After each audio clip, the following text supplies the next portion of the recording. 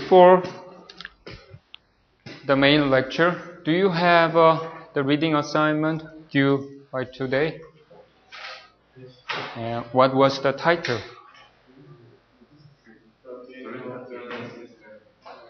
Okay, one by one. Toyota production system. I mean, the title was inside something, right? What was the title? Yes.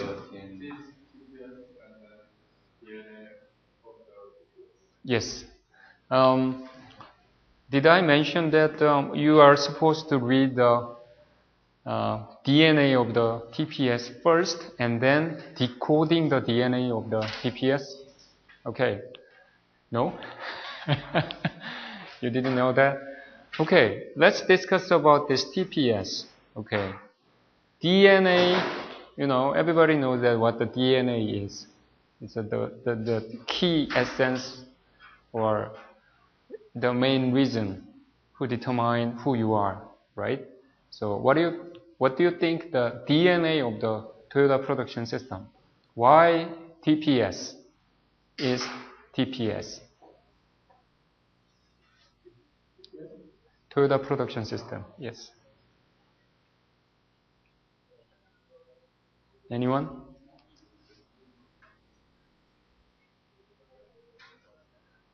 Why TPS is TPS? What elements make TPS so unique?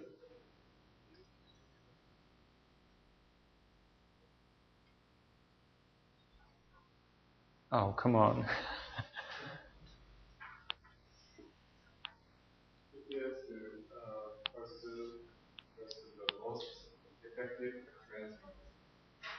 By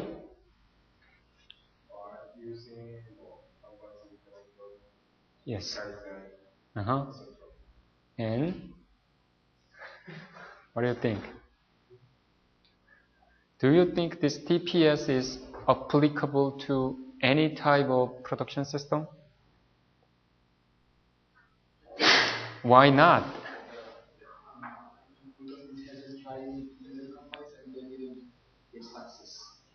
What?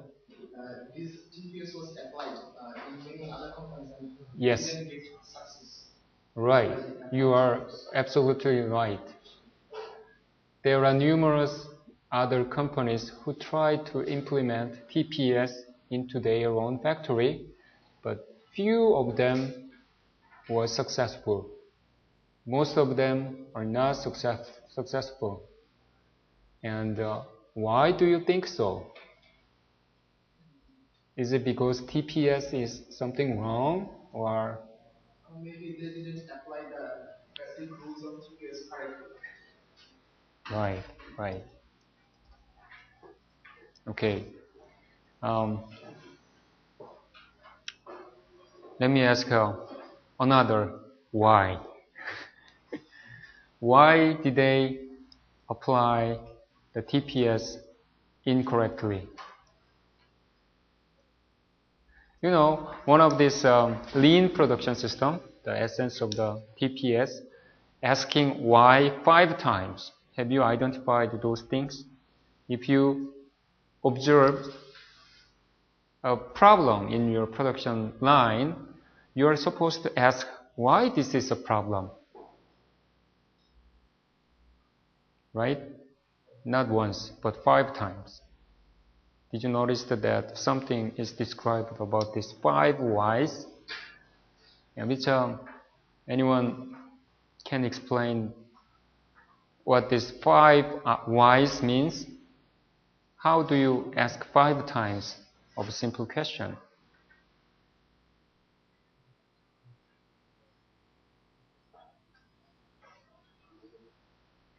Yeah. I don't know exactly 5 whys, but this means that if workers have a problem and if he tries to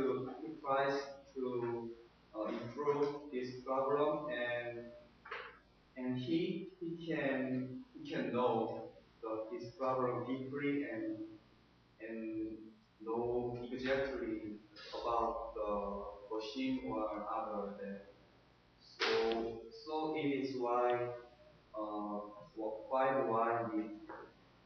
Yep, okay.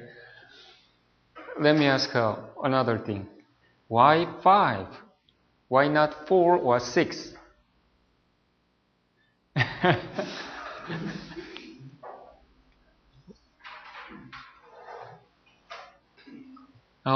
It answer is like this.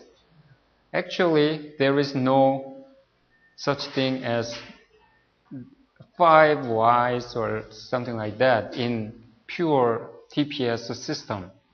You know, one of the key elements of the TPS is Kaizen, which translates into continuous improvement. So continuous improvement means you have to keep asking why. Why this is dirty? Because something is something. Then why is something? Because, and you have to keep asking infinitely. But based on some practical experiences, 5 times of asking why looks just enough for the practical reason. 4, well, not enough. 6, maybe too much. 5, that is quite okay. That's why 5 Ys. You can apply this kind of 5 Ys while studying many subjects. You know, while studying, you look something you cannot understand, such as Bessel function. Oh, sorry, you may be familiar with what the Bessel function is, but when you confront something wrong, if you read something you cannot understand, then that is something wrong in studying. Then you can keep asking why and why and why. I once participated in some virtual experiment with this asking 5 whys in some supplier.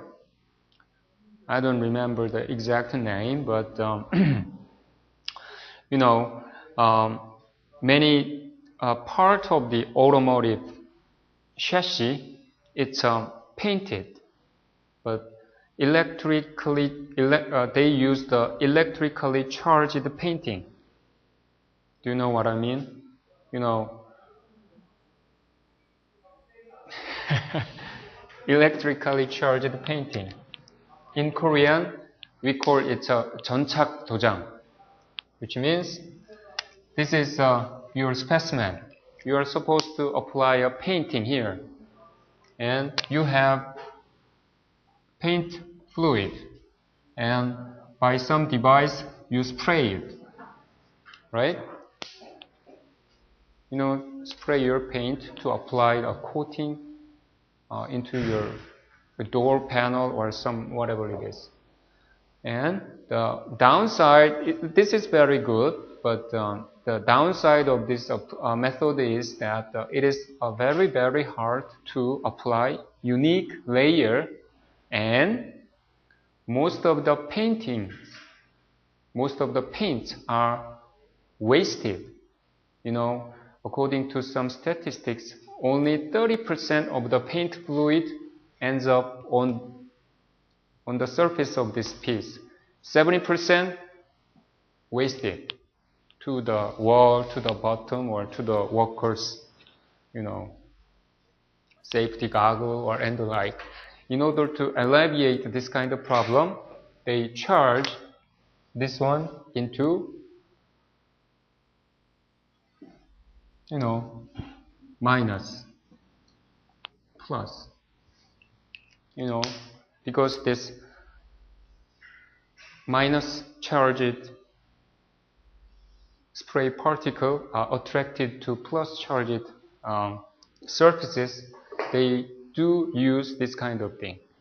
And there are one factory who usually do this kind of painting. They have a conveyor belt.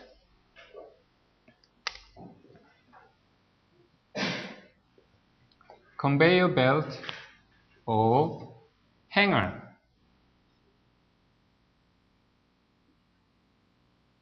And, you know, applying painting is very harmful and toxic.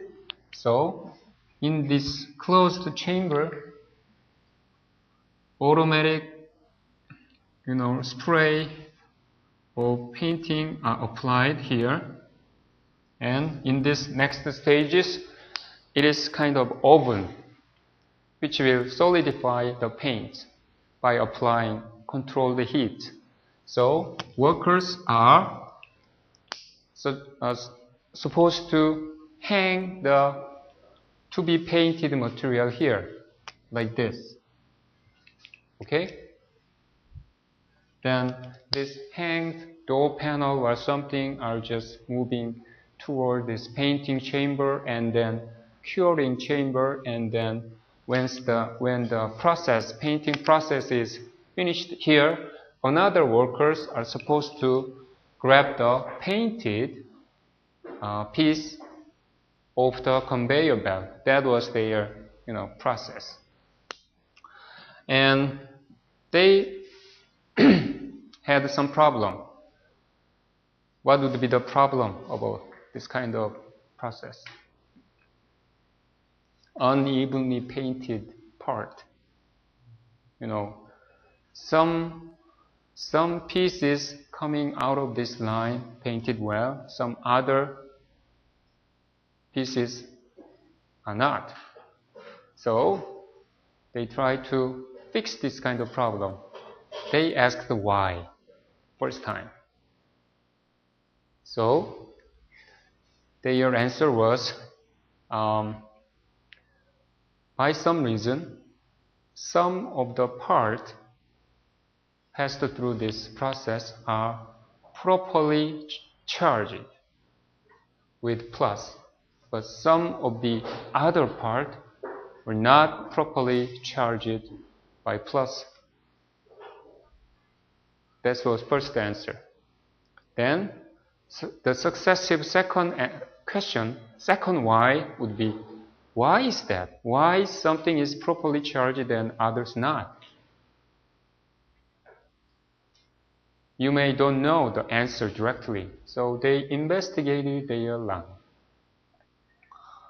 And they found that, this hook, the plus charges are connected by this metal hook.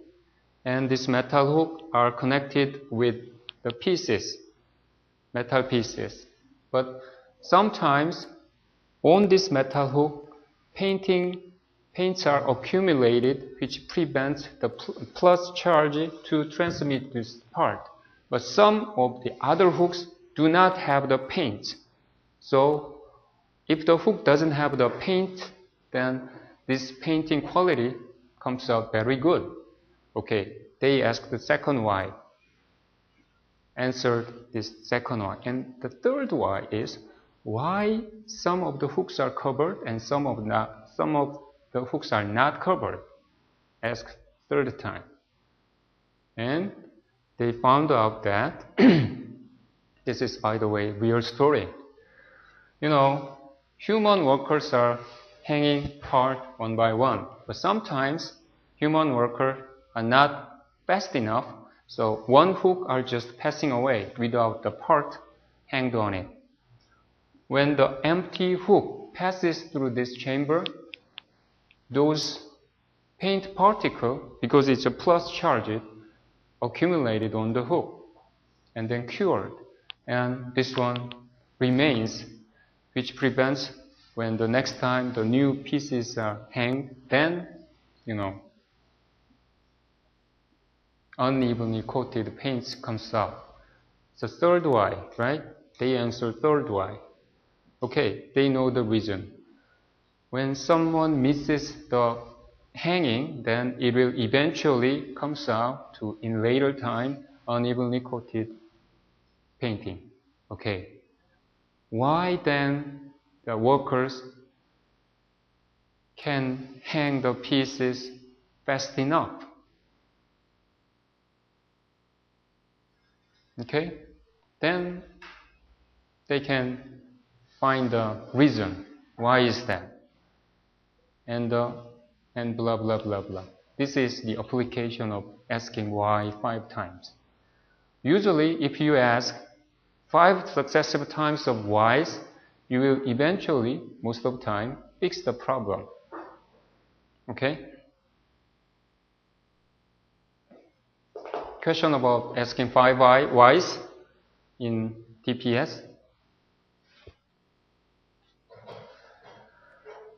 This is very, very useful in many other applications. You know, if you have a car, sometimes, you know, car used to have problems when check engine light comes on. Why? Because something wrong. Why? By asking these whys successive times, you can actually move or identify the real cause of the problem in your manufacturing system or any other complex system. Okay. And what else do you think the DNA of the Toyota production system? Oh, sorry. Let's resume to Muhammad's answer. The reason is that application of TPS are not always successful, and we are asking why. Why people were not successful in application of this TPS? What was the main cause? Why?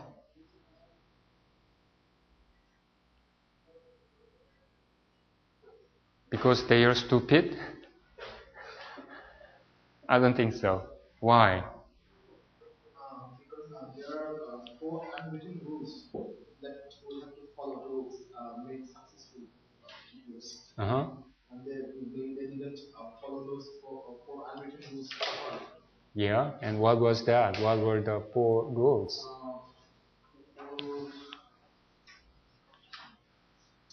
How people work, this is rule number 1. Rule number 2, how people connect. Rule number 3, how the production line is constructed. And rule number 4, how to improve.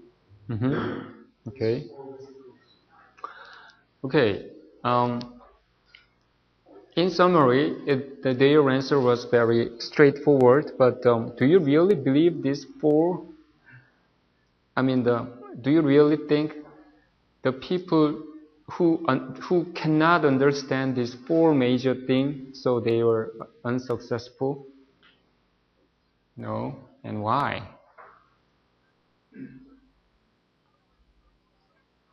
You know, the bottom line is, it's a philosophy, not method or algorithm. Philosophy, it's a kind of, I'm not sure, but it's a very highly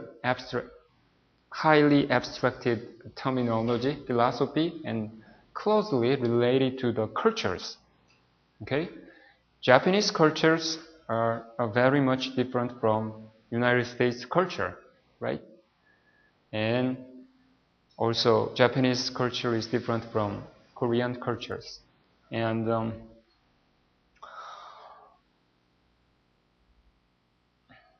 culture is not the same thing with the philosophy, but they are kind of similar to each other in terms of both of them are highly abstract terms. Okay, thing is like this.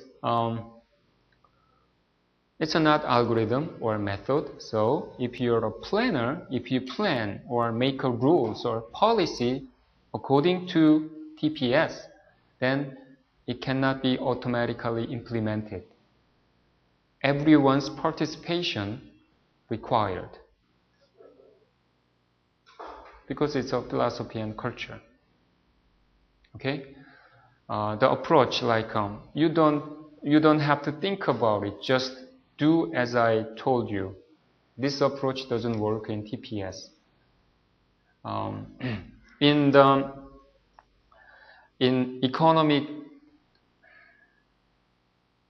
In some specific newspaper, such as Mail Economic News or something like that, you know, economic specific newspapers, they are very abundant in the articles heavily related to the real industry.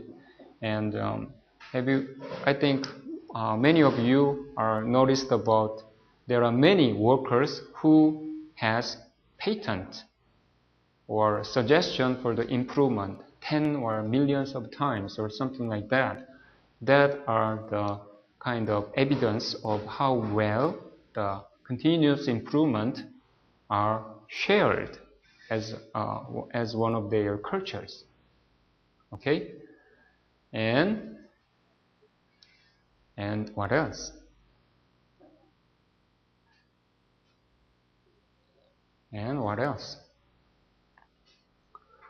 Think of it. Let's assume you move back to your country and become the manager of some shipyard's production line. And now you know that TPS is a fantastic thing. You'd like to apply this TPS to your factory. And what would you do? Give you a lecture about TPS and let's do it? Or what? I think I will train the people. Train the people. That's the first. And then? And then I will try to apply the rules of TPS. And? Do you think that will work? What your approach is very logical. And I think many other people try the same thing. And many of them are not successful, even though they are logical. Why do you think so? Because the origination of TPS is in Japan. Their culture maybe is not similar to our culture. Yeah, this and maybe will not work in our country.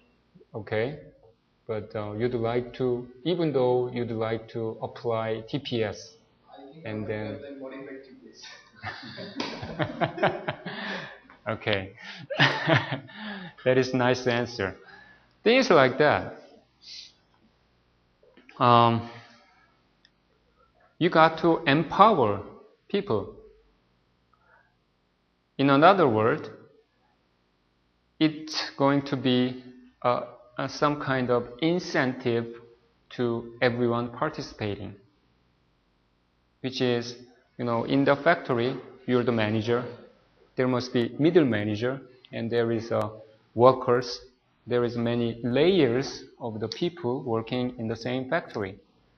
So, as a top manager, application of TPS is good for you because productivity up, then your salary will go up. So it's good for you.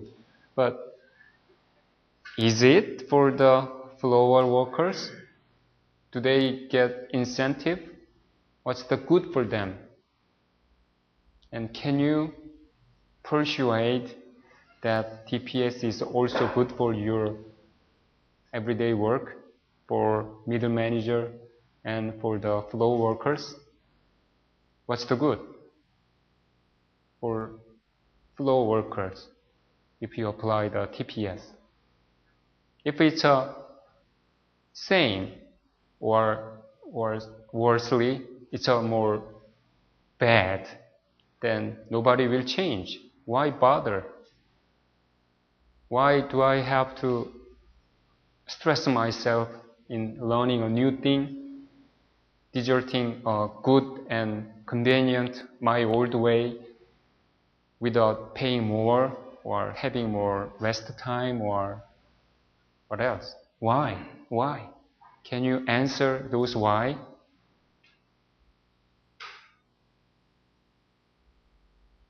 Yeah. I mean. So I was thinking that if the productivity goes up, and actually all the floor workers are paid per part. Actually there is a compensation plan for pay per part. If the productivity goes up and or for all those additional parts, they will also be paid. So why don't actually they be serious about learning this thing? That's a very nice way. Improving productivity, there will be kind of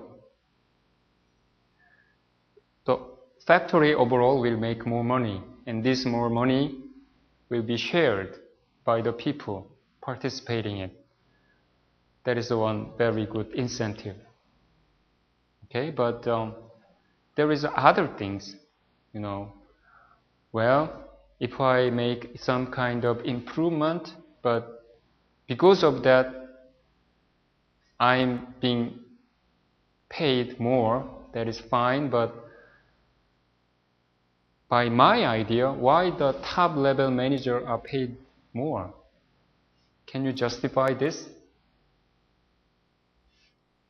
Because some of the factories in my country, yes, actually follow a rule. They call it, I forgot the term. Whenever a worker, suppose soap assembly line, he finds something can be improved, can be done in the machine or some the process.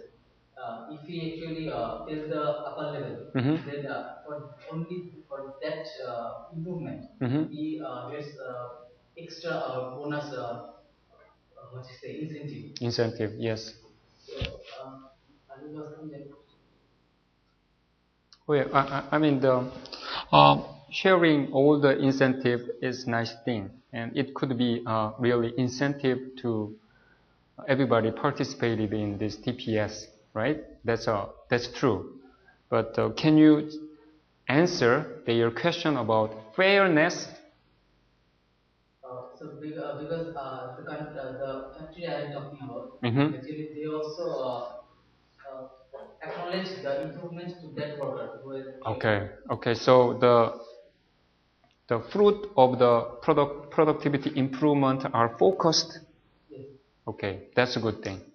Okay, and what else? What other incentive can you think of? Why? How can you persuade TPS is better to floor worker, middle manager, and top level manager? How would you persuade them? Why this is good? Explaining that it will make you more money. That is good, but not enough.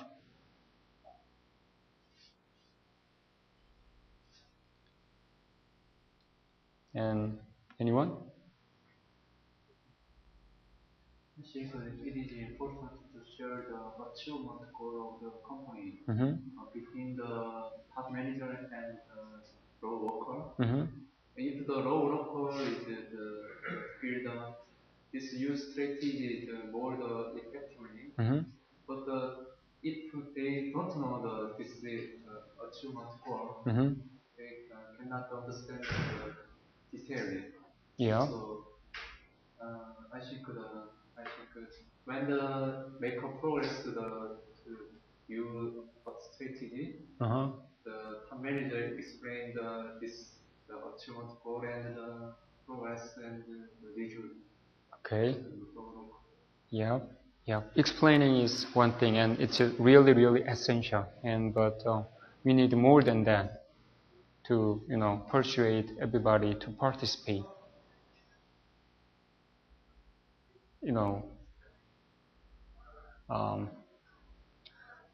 We are dealing with DNA.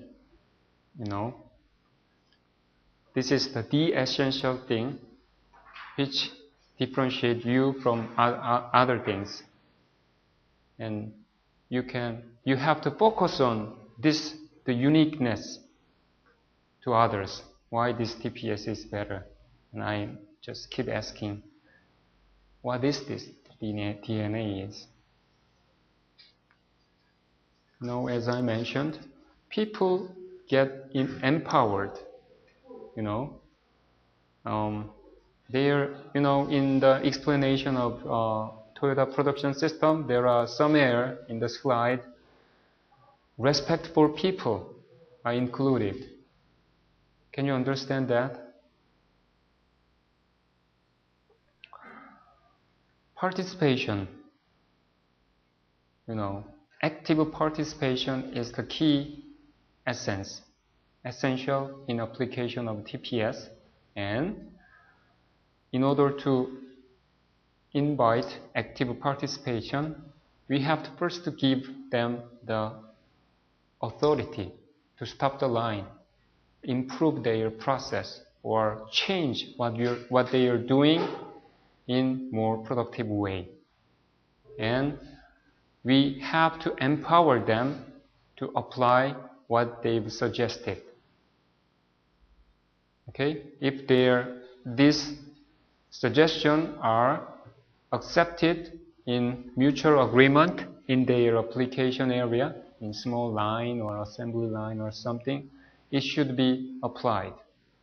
And let the participant feel the improvements one by one. And we have to give incentive and promote their suggestion, even though it's a really very small thing. Things like that. I once visited the Toyota factory in Kentucky, around the Kentucky in the United States. They are a huge factory producing door panels of some sedan, Toyota sedan. And if you are familiar with the door panel, do you know what we call door trim? What the door trim is? Inside of doors, there's a window. These are door trim. Door trim consists of some handles and ladders and some group of switches. That's the door trim. And when I interviewed the workers who are supposed to make this stretched leather door trim, she made a little bit of improvement. In order to make those stretched leather, they are supposed to first put the leather on the table and put some plastic panel on it, and what they supposed to do is stretch it by hand one by one and staple down to make a big nice even patterns on the other side. And it requires a lot of strong finger force, which make them very tired after day of the work, applying very hard forces, several times after it, your hands will be numb. And what she suggested is make some specific die. So inside of it, you are supposed to hang the stretched leather first and put the plastic panel, and you can easily apply the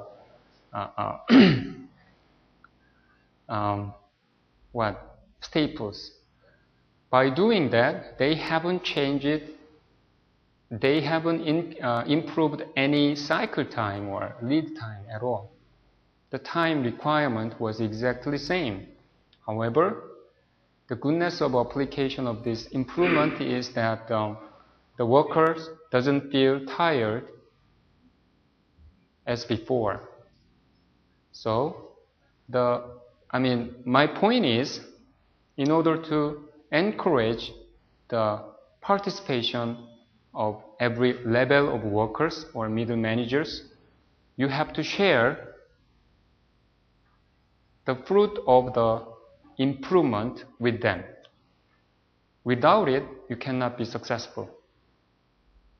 Okay? Sharing the money as an incentive, it's a very good thing.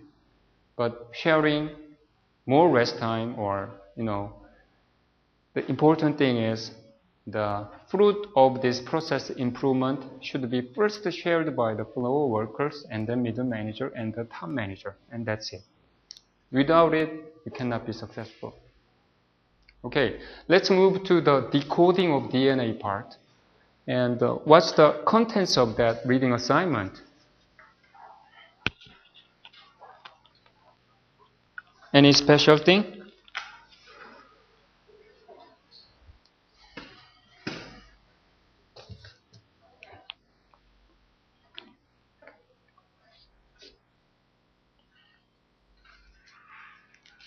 Okay, let me ask a question then.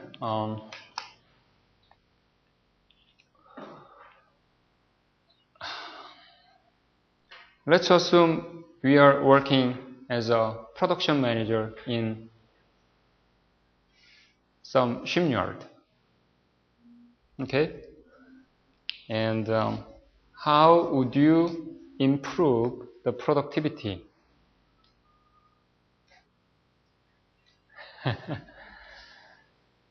In the viewpoint of Toyota production system?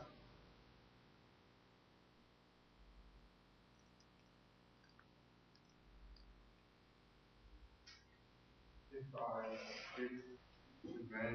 shift industry manager, Yeah. and I can make the optimal pathways. Engineer. Yeah. Engineer. So there are so many separate material here and there. Then the transporter can distribute the pathway, and then there is to reduce the whole time. Right. Okay. Nice thing. Yeah, that's true.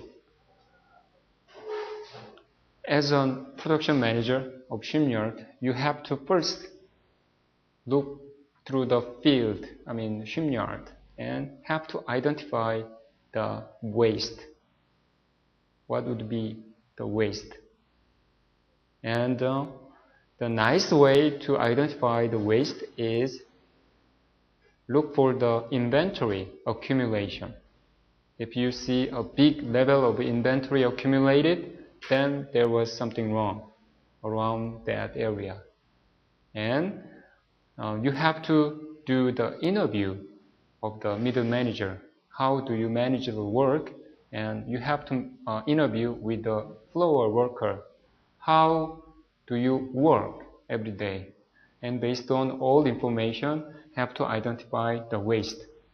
And in most of the time, the waste comes from the information.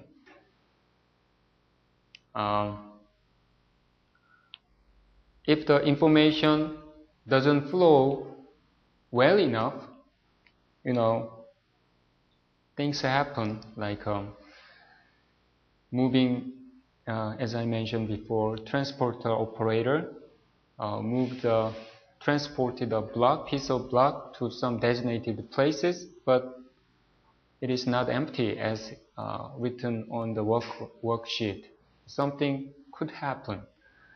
Those lack of information interchanges makes things very, very, very awful. If they make, in order to build a ship, they have to, erect a block and then weld them together to make a ship. If someone make a mistake, so their size of the block is a little wrong, then you will be in disaster. Everything should be redone. Something like happen, things like this. In product work breakdown structure, we talked about this zone is also intermediate product. So when you work painting in this room, but sometimes the work order, the information about the work order is misplaced, then after you already apply the paints, the other side of the workers can apply a welding, which will burn up the paint on your side, which will end up rework. Rework is waste. Okay? Okay. Those kind of things, most of the time it happens because of lack of information. And what do you think? What would be the next big culprit of this kind of waste?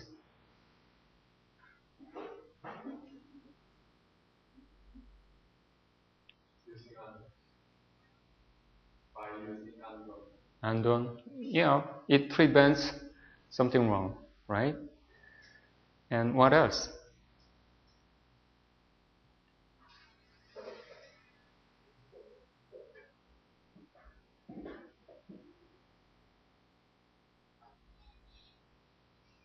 What else?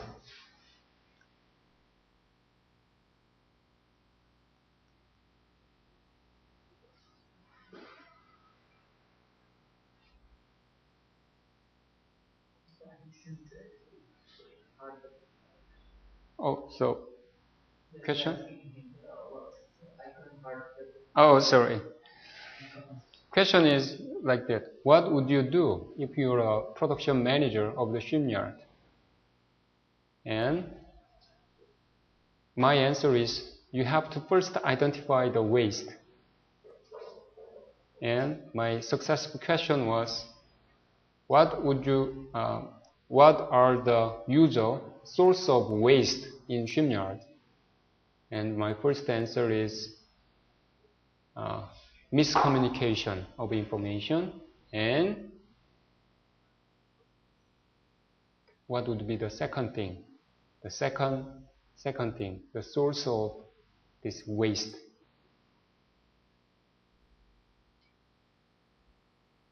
In usual shipyard operation.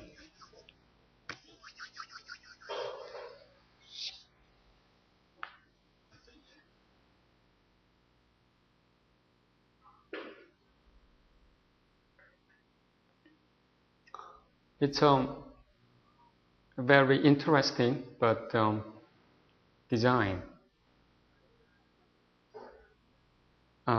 Design is wrongfully done.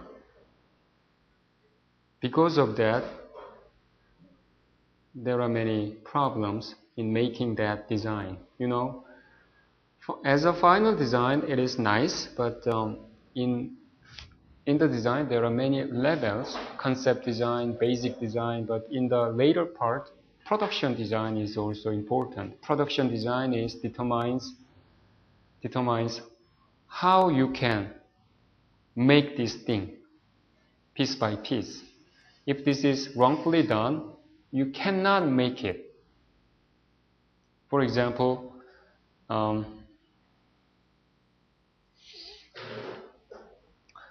you know, in ship panels, there are many holes in the web frame, like this. If this is double bottom block, this is girders, you know, many holes here. Some of these holes are intentional because those web frame doesn't require water tightness, but sometimes those holes are intentionally left because workers are supposed to crawl down there and do the welding or inspection or painting. But if you design this too small, nobody can enter it. If nobody can enter that hole, then nobody can do the job, welding job. If those things usually happens.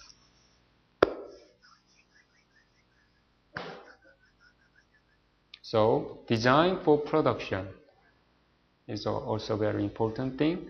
And the third thing is the quality problem, the distortions, and more work of these weldings. That's the usual story. Okay? Okay, let's conclude the discussion about this Toyota production system in this place. And anyone have any question about this Toyota production system?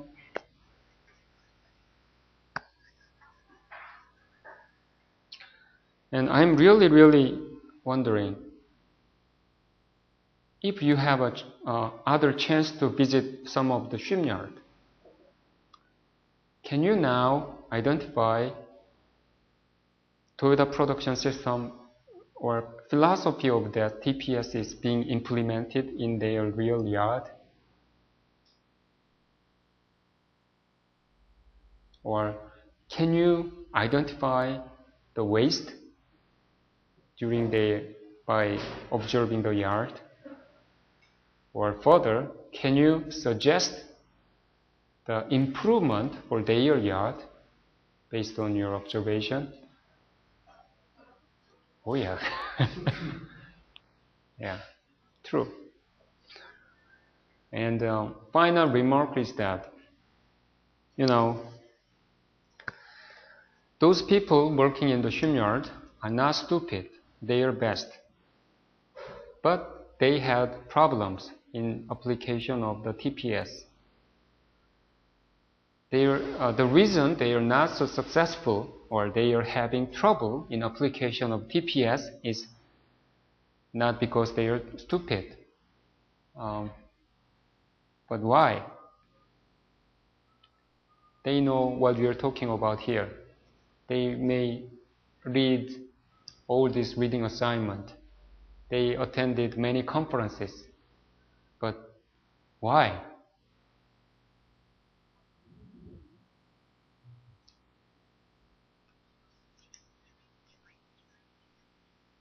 Why do you think this is not well implemented?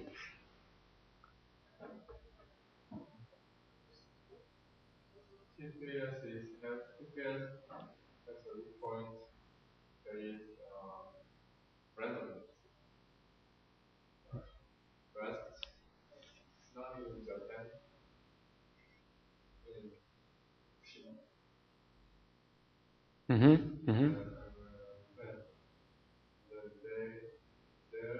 The Japan plants stop. Yeah. That's a weak point. Yeah, TPS has the downside, that's the weak point, but I'm asking, other than that, it's a kind of nice thing to implement in your factory, right? But many people who are usually smarter than us have tried the same thing, but cannot be successful in every time. Why do you think so? It's because the shipyard industry is much more complex than the Toyota production system or the Toyota manufacturing. Okay, that is one thing, but let's broaden our horizon.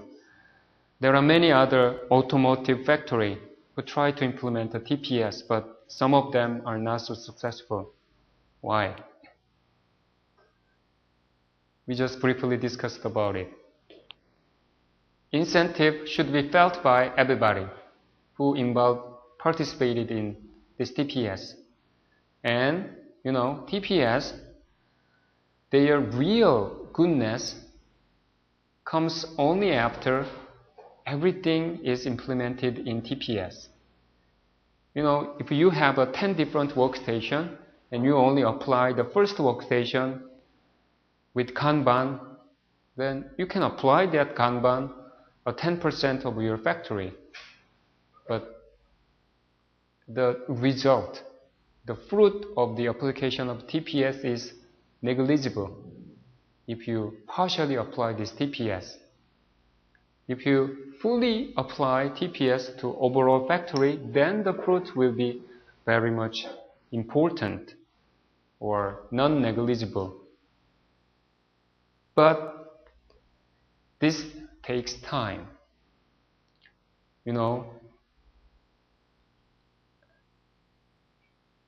Changing the factory at one day, it's almost impossible. So they try to change one by one the most easier part to apply TPS first. And then if this is stabilized, they try to increase the application area one by one. The first part, these guys should be waiting to get incentive because the effect of the improvement are very slow if it's not totally implemented. Because of that reason, the very strong intention of higher ranking officials, high level of management should be there. Without it, it's not so successful. Once it's applied, the fruit of the product improvement, process improvement, productivity improvement should be shared by them. And that's it, nothing more than that. Also, it's something more, but it's a cultural thing. Okay, let's take a 5-minute break and let's continue on the pairwise exchange method. Okay, while discussing with these guys during the break time, I'd like to discuss one more thing about this TPS system. You know, in TPS system, their symptom is do not have much inventory. The only required amount of inventory are delivered just in time. That's a key, observation. And many automotive factory, Hyundai Motor Company or something like that, try to apply those kind of things. So, but the part supplier are usually not the Hyundai Motor Company, right? Many other companies are supplying their part to automotive company, and they assemble in their factory. And in usual case, they send their part in bulk. So the automotive assembly line, they usually tend to have a big amount of the inventory delivered from their supplier vendors, and which is also waste, right? They have to give money when they get this huge amount of inventory, but those money are doing nothing, sitting there, which is bad.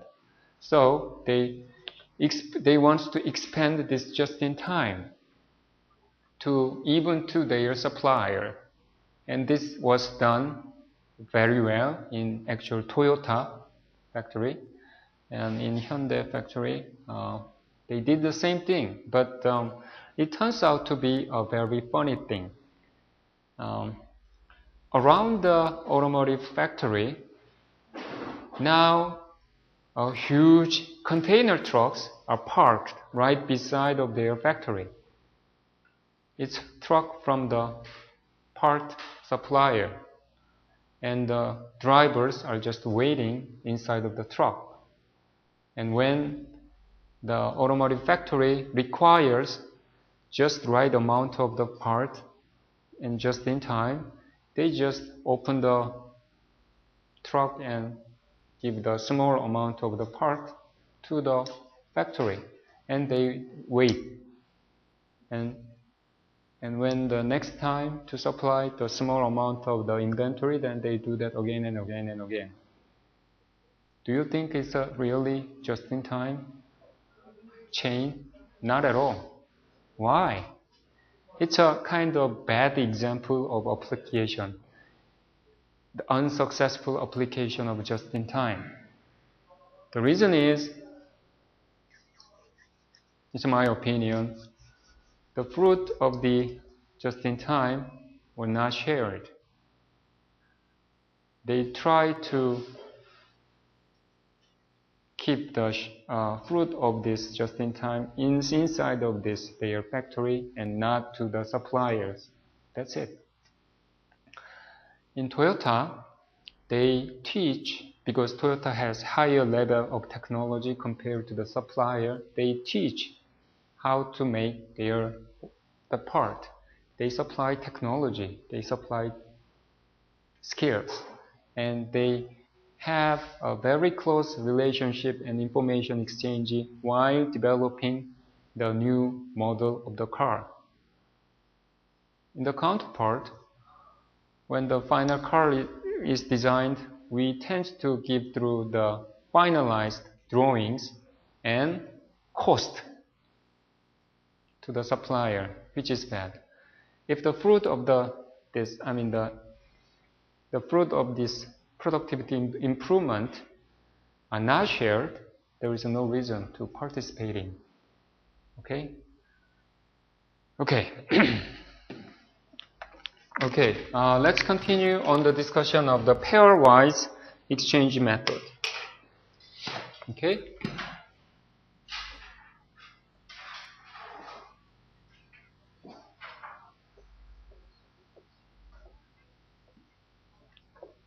Okay, first of all, it's an improvement procedure.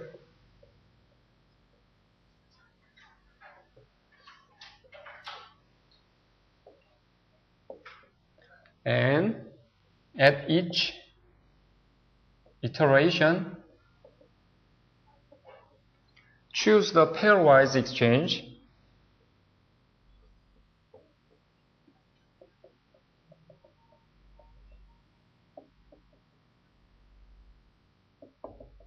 that generate the lowest cost.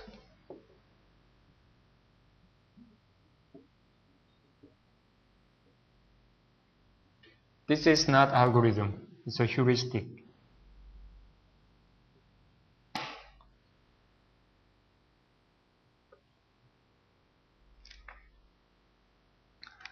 At each, sorry, my lousy writing. At each iteration, choose the pairwise exchanges that generates the lowest cost.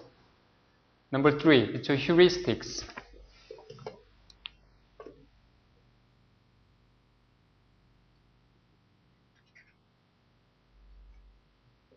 Not algorithm.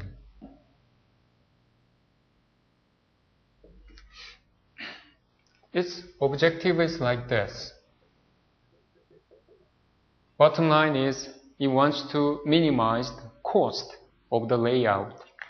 And in order to define the cost is defined like this.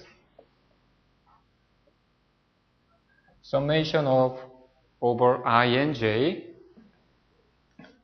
f sub ij times c sub ij times d sub ij, where this f sub ij means flow volume from I to j. The volume of the flow from department I to department j. And Cij means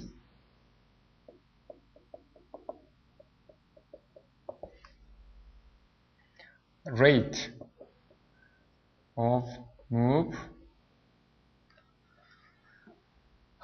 rate.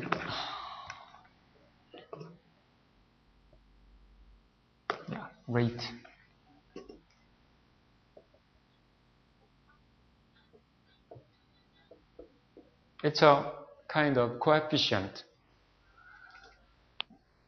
And d sub ij is distance from I to j.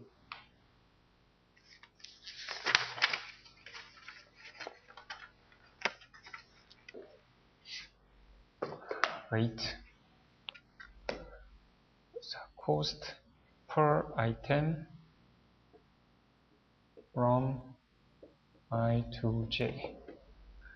You know, flow volume times distance.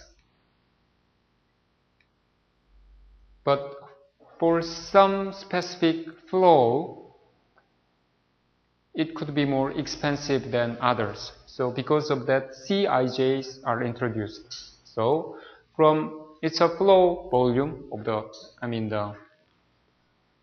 part of the number of parts which flow from department I to j is Fij.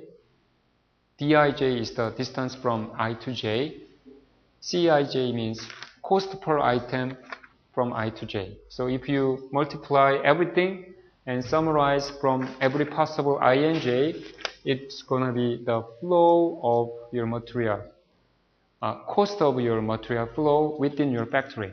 And you'd like to minimize it. Okay? Have to think about this thing. Sometime in a very natural way, the distance from this department I and j are usually same as the ji, right? From here to there and there to here are sometimes, and in most of the times, same. But sometimes it is not. Do you know, or can you say any idea which one is? in what cases dij is different from dji?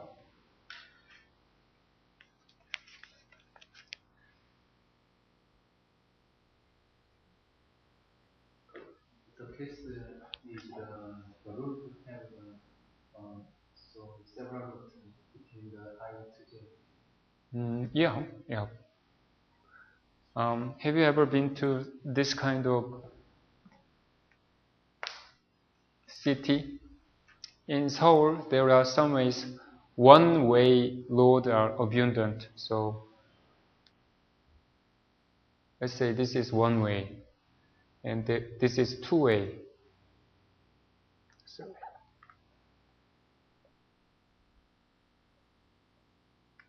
So from here, I to j, if you want to go from I to j, you have to go this.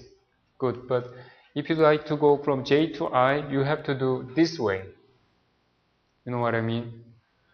You know, in the center of the Changwon, there is a big rotary there. So if you think of that, dij are sometimes different from dji. And if there are a huge conveyor belt, in unidirectional conveyor belt, then, you know, it's not reciprocal. Okay. And I also mentioned that sometimes the distance can be Euclidean direct distance or rectilinear distances, or if there are specific routes to follow, then the distance should be there. But anyway, usually this dij can be given as in matrix form.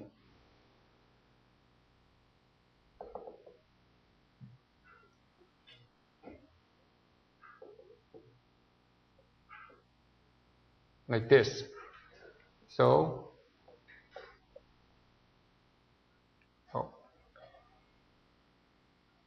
it should be a square matrix, which means from department 2 to 1, the distance should be there. From department n to 1, the value should be there. In most of the cases, if the rotary or some specific unidirectional conveyor belt are not there, this matrix in most of the times are symmetric. No, distance from here to there are same as here to there. Same thing here. Cij, you can assign, this information of C sub ij is always usually given as in matrix form, like this. Fij also given as the matrix form. That's the priority. You need that kind of information in order to design a layout. Okay? Okay. Okay. Let's think of very simple factory layout like this.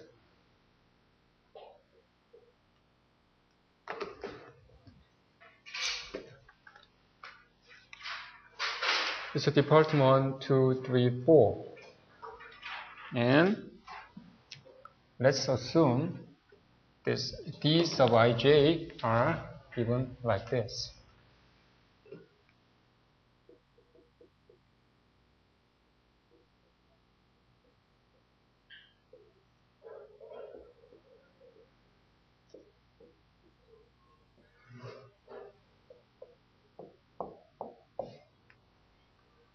You know, from 1 to 2, 1. Let's say the width is just 1. And for this specific example, let's assume that the distance in this example is centroid to centroid distance. Then from department 1 to 2, so 1, from 1 to 3, 2, right? And as you can easily assume, this matrix is symmetric in this example.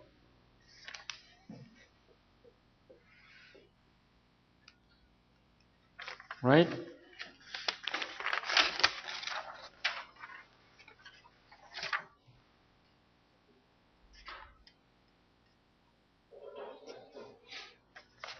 And for the simplicity purpose, let's assume that all Cij are just same as a 1.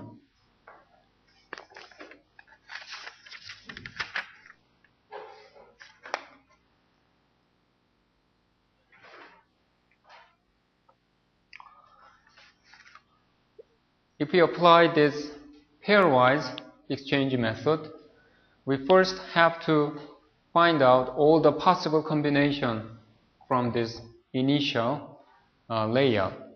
This is the initial, and we have to find out the all possible combination of pairwise exchange. So first iteration,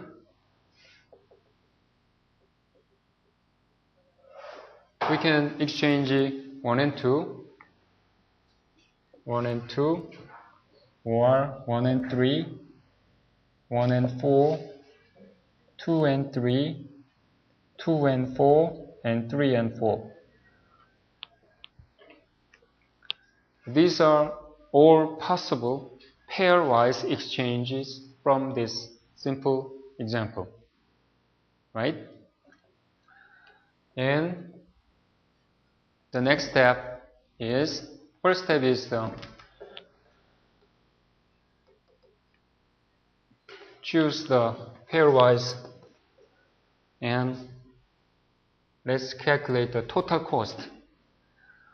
If we exchange 1 and 2, the layout will be like this. 2, 1, 3, 4. 2, 1, 3, 4. Right?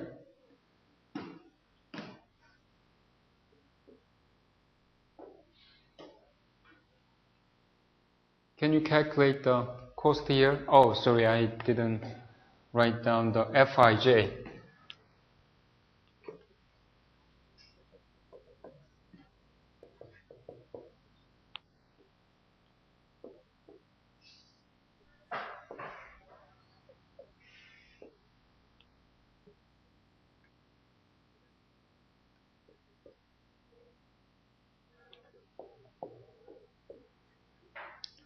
For the simplicity purpose, how would you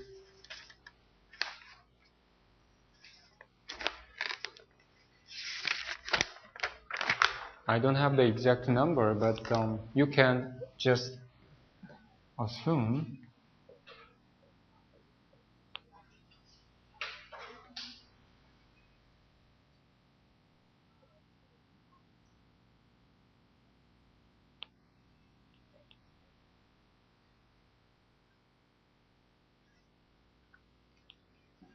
and this Fij in most of time are not symmetrical, so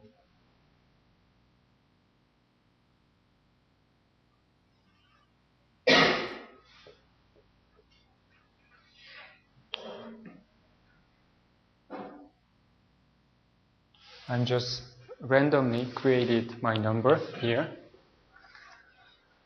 Okay.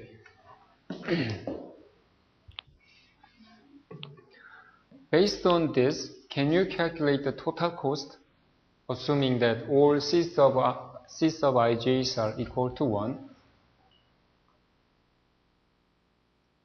The total cost is this. You have to multiply F and D, and you have to summarize it. So in order to calculate this specific cost, 2, 1, 3, 4,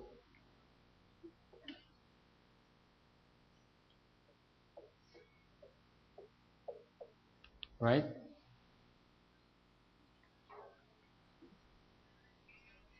Can you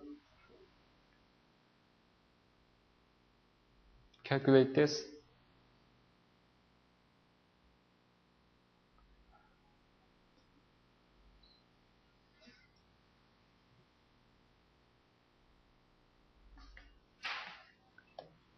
You know, it's a summation over all possible f and d. So f12 times the distance between department 1 and 2, 1. So it's going to be 100 times 1 plus f13 times distance between department 1 and 3, 1. f14, 75, distance between 1, 4, 2, plus 2, 1, distance from 2 to 1, 1, etc., etc., etc. Then you will have the total cost, right? So by doing this, you can calculate the total cost like this.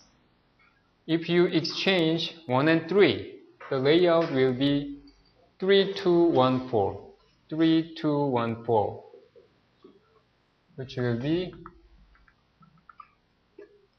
3214. With the same method, you can calculate the total cost, right? Same here, same here, same here, same here. Any question? Okay. Once you calculate all the possible exchanges total cost, you can choose the minimum, the exchange with minimum cost. Let's assume if this is the minimum cost, you can choose this as a minimum. Okay? This is by the way, this one. So from pairwise exchanges with first iteration, this is the layout with smallest total cost. And that's not the end. The thing is like this. You can do this kind of iteration again and again and again.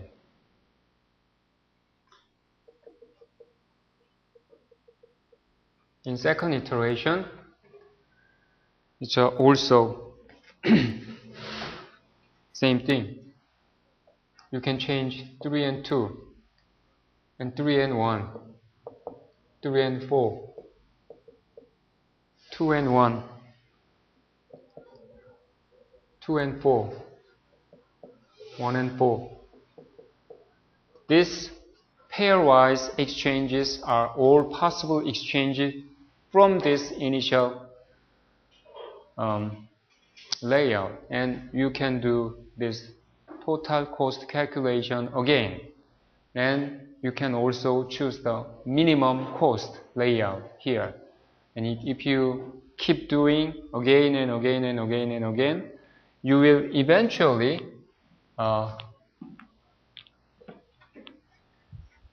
arrive some stages.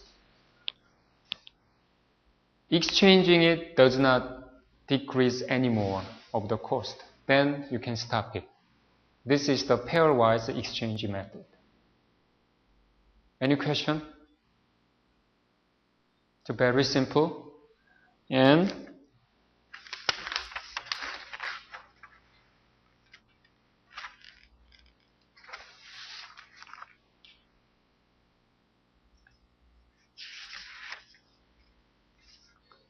question? Okay. Can you do it in your final exam? Okay, good. There is a extension which is three-way exchanges. You know, in here we only pick 2 and exchange it. But because if we have a very large number of departments, by changing 2 is not enough sometimes. You know, this is heavily dependent, path-dependent approaches. This is why we call it heuristics, not algorithm. It does not guarantee the optimal solution. Okay? But you can increase the chance of having optimal solution by increasing number of exchanges, such as like this, three-way exchanges.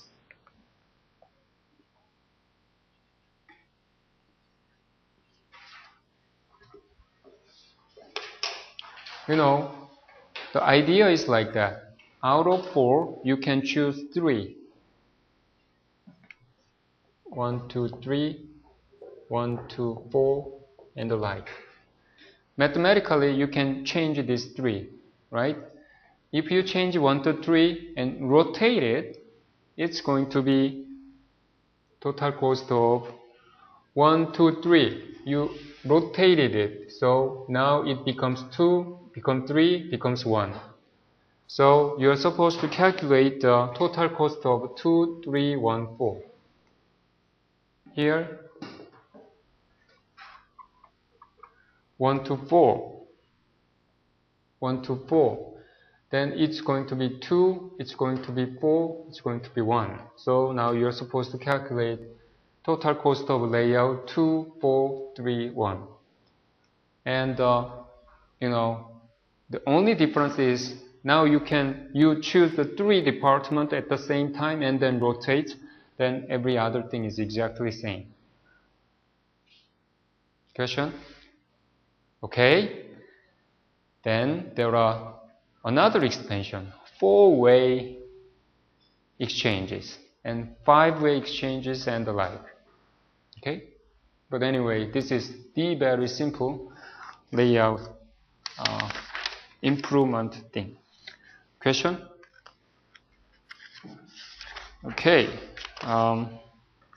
In the Wednesday class, we will introduce other type of computer-aided layout design method. And thank you.